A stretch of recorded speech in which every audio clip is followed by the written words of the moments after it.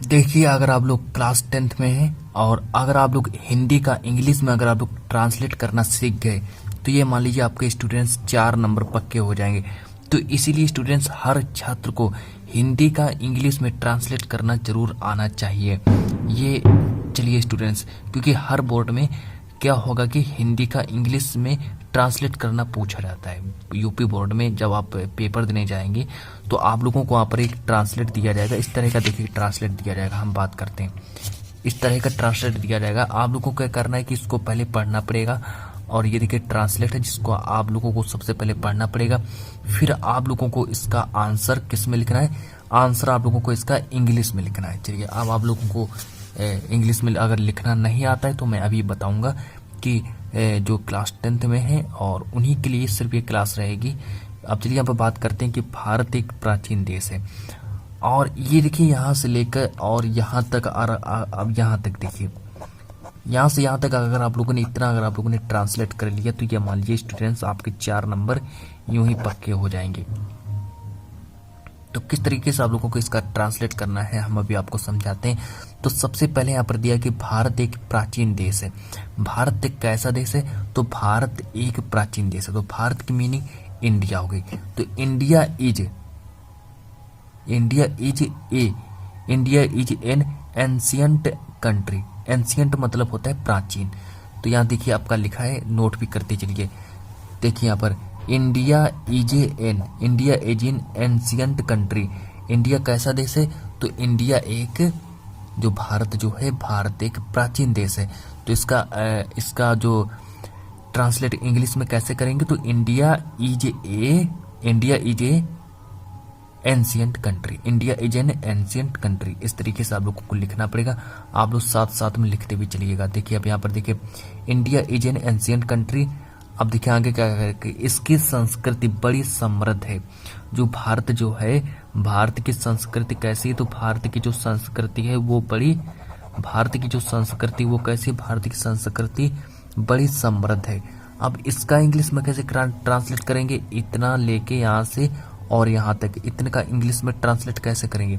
तो चलिए, its culture is very rich, मतलब समृद्ध मतलब रिच है, रिच। समझ में आया कि जो इसकी जो संस्कृति है वो बड़ी रिच है। तो its culture is very rich. अब देखिए यहाँ पर देखिए इसकी छाप, अब देखिए इसकी छाप अनेक देशों में देखी जा सकती है। अब जो इसकी जो छाप है वो अनेक देशों में देखी जा सकती है। अब इसका इंग्लिश में कैसे ट्रांसलेट करेंगे? चलिए, इसका अब इंग्लिश में कैसे ट्रांसलेट करेंगे? देखिए यहाँ पर इसका इंग्लिश में कैसे ट्रांसलेट करते हैं, समझाते हैं आपको। अब देखिए, it's important can be seen in many countries. इसका जो इंग्लिश में अर्थ क्या होगा?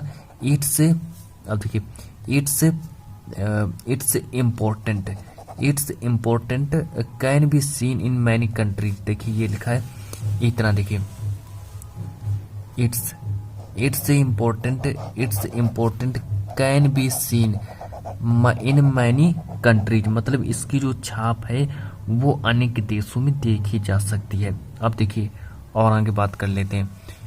फिर देखिए आगे क्या कह रहा है कि, अब चलिए मैंने यहाँ तक आप लोगों को समझा दिया। अब देखिए यह देश अपने मेलों, मंदिरों, साधुओं और त्योहारों के लिए जाना जाता है। जो अपना भारत देश हो ये किस लिए जाना जाता है? भारत देश जो है किस लिए जाना जाता है? तो यह मेलों, मंदिरों, साधुओं और त्योहारों के लिए माना जाता है। इन लोगों के लिए माना जाता है। जो देश जो है ये, भारत देश जो है ये मेलों, मंदिरों और साधुओं और त्योहारों के लिए माना जाता है। तो इसका अब हम इंग्लिश में कैसे ट्रांसलेट करेंगे? तो इसका हम इंग्लिश में ट्रांसलेट करेंगे। देखिए मैंने दिस कंट्री इज, यह देश माना जाता है किस लिए? फेयर्स, मेले, टेम्पलेट मतलब मंदिर, संतों के लिए, फेस्टिवल, त्योहारों के लिए जाना जाता है।